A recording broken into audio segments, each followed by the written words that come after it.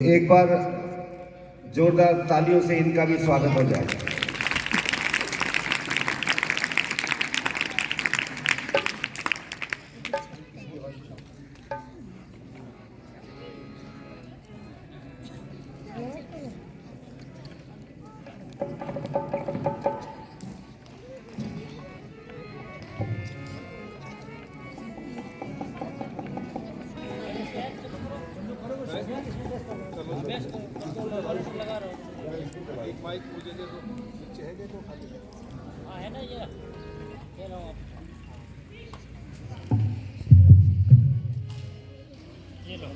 प्रातःकाल की या मंचीय सभा का श्री गणेश किया जा रहा है।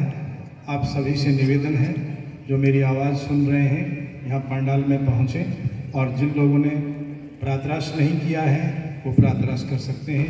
बाकी आकर के यहाँ बैठिए और श्रवण कीजिए। आपका 12 बजे तक ये कार्यक्रम चलेगा, उसके बाद भोजन की व्यवस्था रहेगी और ठीक 1 बजे हमारे मुख्य अतिथि जी आएंगे। तब तक के लिए आप हमारे बीच में सत्यार्थी जी हैं, ये अपना आधा घंटा के लिए कार्यक्रम देंगे। उसके बाद हमारे बहन जी बैठी हुई हैं मंच के ऊपर, इनके बहुत अच्छे ओजस्वी शिक्षाप्रद भजन गीत आपको सुनने को मिलेंगे, और बीच बीच में हमारे गुरुकुल की बेटियों का कार्यक्रम भी आपको सुनने और देखने को मिलेगा। आप सभी लज्जित होकर के बैठे रहिए। श्री सत्यार्थी जी से निवेदन है कि वो अपना कार्यक्रम का श्री गणेश करें।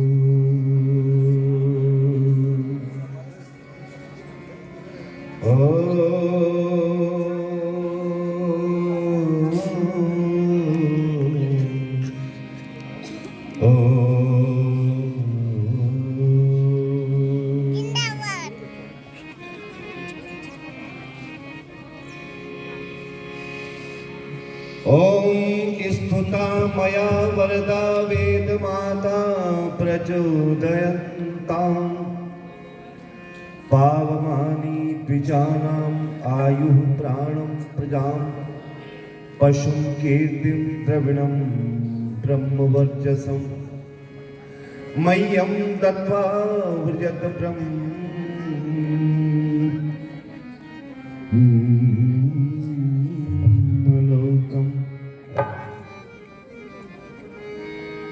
उस तन की बड़ाई क्या करे जिस तन से किया शुभ काज नहीं।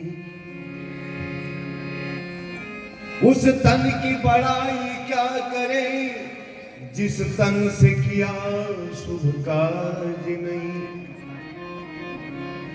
जो तीर निशाने पर न लगे वो पक्का तीरंदाज नहीं। अरे वो पूत कपूत कहे जाते जिनमें वंशज की लाज नहीं। और उस नगरी की शोभा फीकी है जिसमें आर्य समाज नहीं। उस नगरी की शोभा फीकी है जिसमें आर्य समाज नहीं।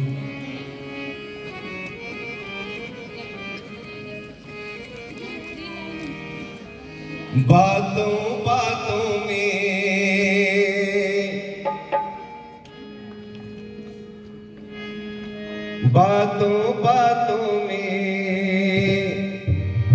यौवन बीत जाता है, बीत जाता है, बीत जाता है।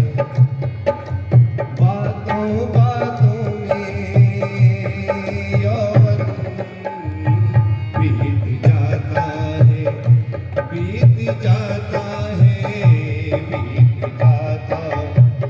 होश में आते आते मानव का जीवन बीत जाता है, बीत जाता है, बीत जाता है।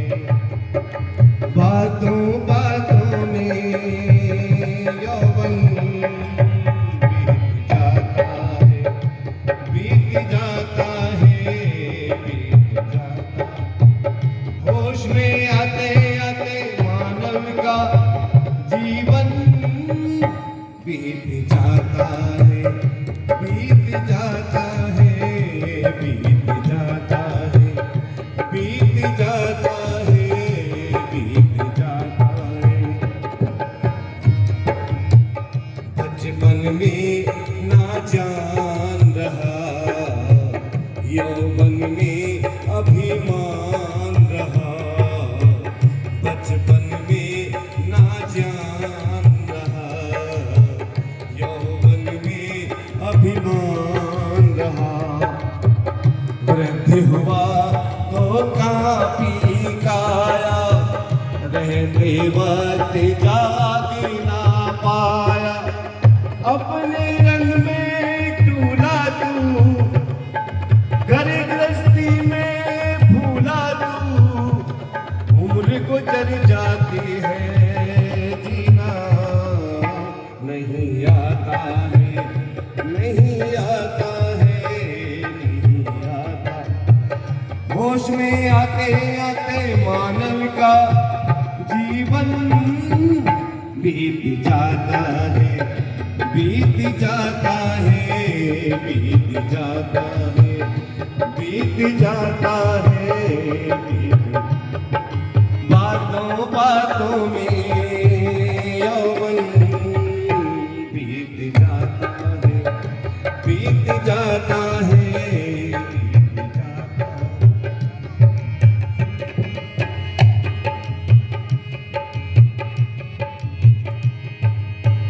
कर्मों से सुख मिलना है, कर्मों से दुख मिलना है।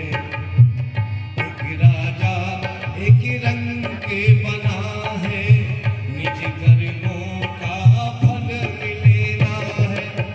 भूल गया उसी माझी को, भूल गया उसी माझी को, जीवन की इसी बाजी को। कोई हार जाता है, कोई जीत जाता है, जीत जाता है, जीत जाता है। होश में आते आते मानव का जीवन बीत जाता है, बीत जाता है, बीत जाता है। बातों बातों में यौवन बीत जाता है, बीत जाता है, बीत जाता है। मन की तृष्णा जीत सकाना, मन की तृष्णा जीत सकाना।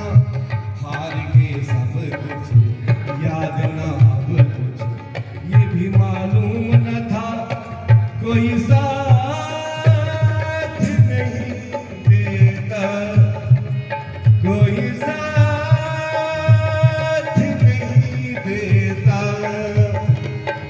वही सबका साथी है, वही तो विधाता है। हाँ विधाता है, वो विधाता है। होश में आते आते मानव का जीवन बीत जाता है, बीत जाता है, बातों बातों में यौवन बीत जाता है, बीत जाता है।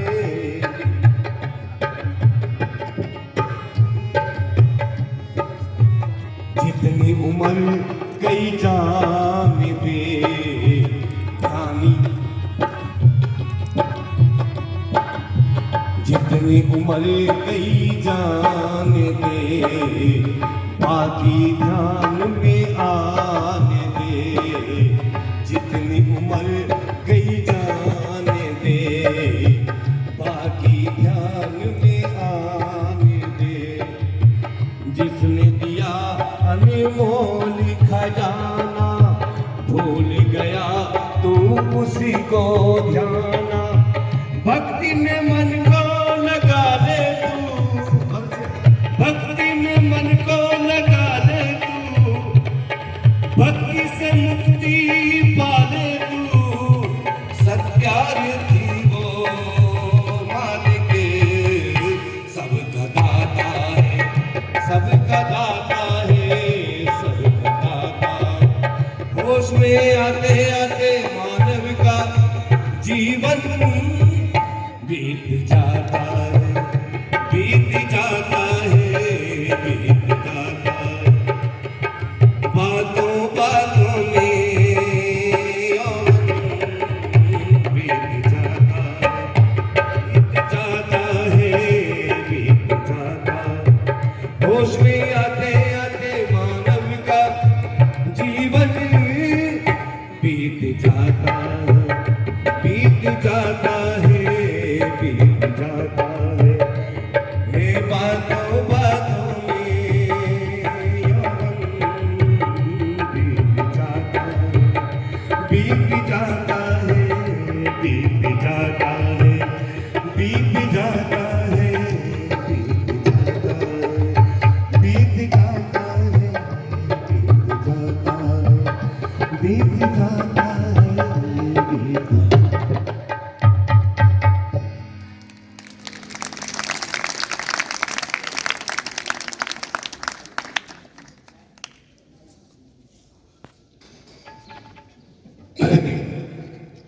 मंच पर विराजमान ग्रेटर नोएडा की पावन भूमि से पधारी आर्य जगत की उच्च कोटि की भजनोपदेशिका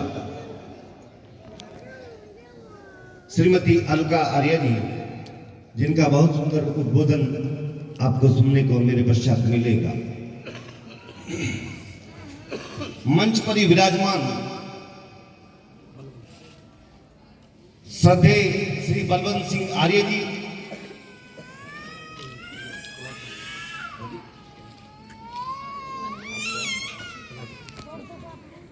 और ये भी कलाकार हैं कि डोभी के।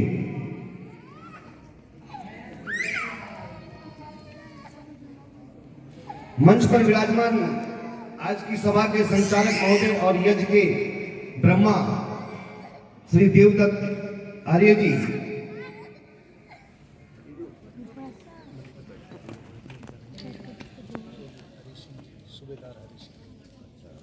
और मंच पर विराजमान चौधरी श्री सूबेदार हरि सिंह जी, और गौशाला के प्रधान श्री कुलवीर जी मोहर साहब। मंच पर विराजमान सभी वृंदजन और मेरे सम्मुख विराजमान आर्य समाज गुरुकुल डोभी के कुलपति जी श्री बलजीत आर्य जी, गुरुकुल की सभी उपाचार्य, प्राचार्य जी, मेरे सम्मुख बैठे सभी आर्यवृंद, पूजा एवं सत्कार के योग्य मातृशक्ति। इस बच्चे को जरा सुन करो, किनके साथ है, कहाँ गए छोड़ के उसको? चुप करो उसको बेटा। और देखो बातें नहीं होनी चाहिए बिल्कुल, बेटा ध्यान से सुनना।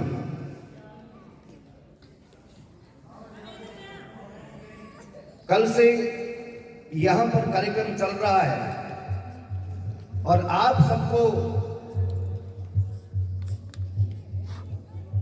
यहां विद्वानों के मुखारबिन से सुनने को मिल रहा है कि मनुष्य यदि जीवन में श्रेष्ठ कर्म करेगा, हमारे देवदत्त आर्य जी बता रहे थे अभी उधर यज्ञ पर कि जो मनुष्य धर्म को धारण करेगा उसके जीवन में शांति ही शांति आनी निश्चित है।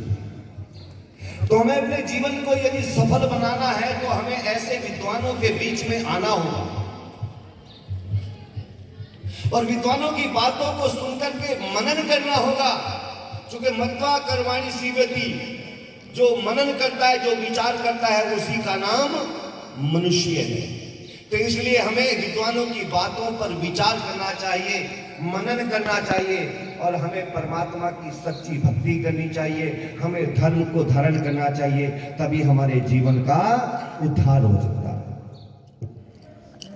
ध्यान देना, इसीलिए विद्वान लोग कहते हैं कि आप भी और अपने बच्चों को लाओ। कहां लाओ जी? सत्संग में। तभी तो लोग कहते हैं कि बच्चे कहना नहीं मानते। हमने कहा जी बच्चे तो कहना मानते हैं पर आप मनाना ही नहीं चाहते उनको। बच्चे मानते हैं पर आप उनको मनवाना नहीं चाहते। तो आप भी आए और बच्चों को भी लाए। कहां लाए जी? सत्संग में। और देखो, ये तो आर्य समाज का सत्संग है, पर लोग कहते हैं सत्संग की तो बात है, पर जाकर के देखो कहां कहां कैसे कैसे सत्संग हो रहे हैं। वहां पर सत्संग के नाम पर पाखंड और अंधविश्वास परोसा जा रहा है। भागवत कथा सुन रहे, कहां से आई हो माता जी? बोले सत्संग में से। अच्छा बताओ कहां गई थी? बोले भागवत कथा चल रही थी। हमने कहा कृष्ण कैसा था? बोले चोर था। ये ना पता तुझे चोर था? रात बहन जी बता रही थी। कृष्ण कैसा था? बोले छलिया था। क्यों जी? ये सत्संग हो रहा है जहां हमारे पूर्वजों के नाम पर लांछित लगाए जा रहे हैं। कृष्ण चोर था, कृष्ण छलिया था, और यूं कहने क्या कहते जी? छलिए का वेश बनाया श्याम चूड़ी बेचने। अच्छा, ये मनियारी से ज्यादा बिजनेस में प्रॉफिट नहीं नजर आया श्री कृष्ण महाराज को कहीं? इसमें ज्यादा प्रॉफिट नजर आ रहा है। तो ये सब क्या है? अंधविश्वास है, पाखंड है। ये सत्संग के नाम पर पाखंड परोसा जा रहा है। इसलिए आपसे निवेदन करने लगा हूं कि पहले सत्संग को पहचानिए, जानिए, और परमात्मा को भी पहले जानिए, पहचानिए और तब मानिए। ध्यान देना, ये सच्चा सत्संग यहां पर चल रहा है, आर्य समाज का सत्संग यहां पर चल रहा है।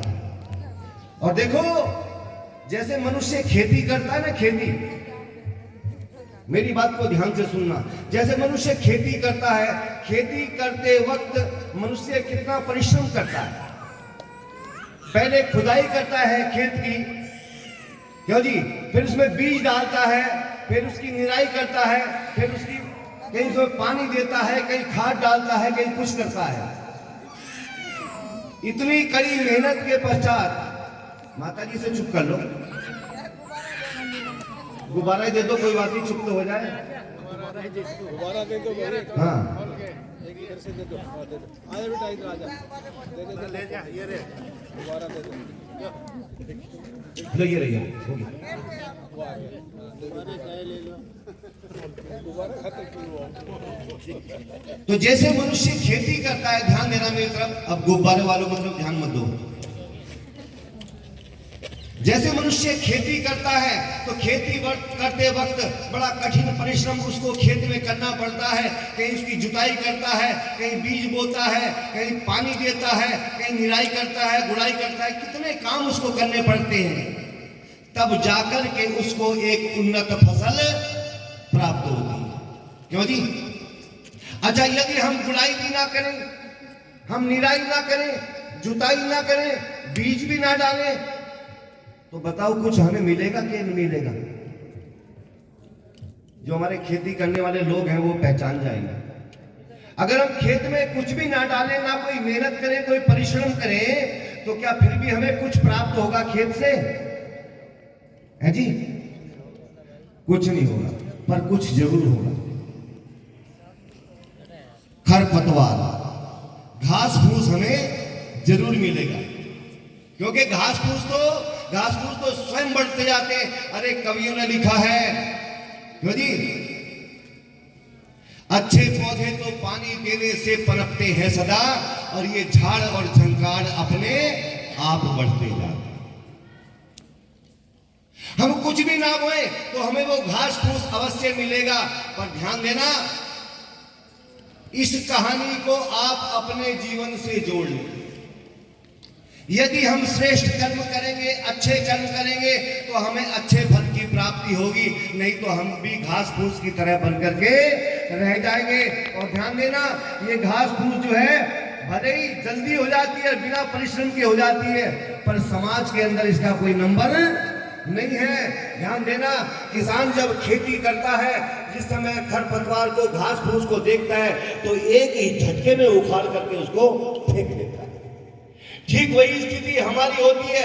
यदि हम समाज से जुड़े तो हैं, पर हमारे अंदर कोई गुण नहीं है, हम परमात्मा की भक्ति नहीं करते हैं, हम सभ्य सज्जन नहीं है, तो ध्यान देना, अगर हम उस खरपतवार की तरह हैं, तो हमें भी समाज के लोग एक ना एक दिन जड़ से उखाड़ करके अवश्य फेंक देंगे। तो इसलिए हमें क्या चाहिए? हमें उस परमपिता परमात्मा की भक्ति अवश्य करनी चाहिए, जिसने हमें ये श्रेष्ठ तन दिया है। लोग तो कहते हैं 84 लाख योनि, पर मैं कह देना चाहता हूं, जिन्होंने इसकी गिनती करी उसका बहुत बहुत धन्यवाद। पर 84 लाख से भी अधिक योनि परमपिता परमात्मा ने बनाई है, लेकिन ये मनुष्य योनि सर्वश्रेष्ठ योनि बना करके भेज दिए और कहा कि मनुष्य जा तू शुभ कर्म कर, पर फल की इच्छा मत करना, फल तुझे मैं दूंगा। रामायण में भी लिखा है, बड़े भाग मनुष्य तन पावा। अरे ये तो बड़े सौभाग्य की बात है जो तुझे मनुष्य तन मिला है मनुष्य। लेकिन ये मनुष्य क्या कर रहा है? ये मनुष्य सत्संग को छोड़ करके कुसंग की ओर दौड़ रहा है। तो इसलिए हमें अपने जीवन को बचाना है, तो हम कुसंग से हटे और सत्संग से जुड़े। कवि ने बड़ा सुंदर गीत लिखा है, ध्यान दीजिए।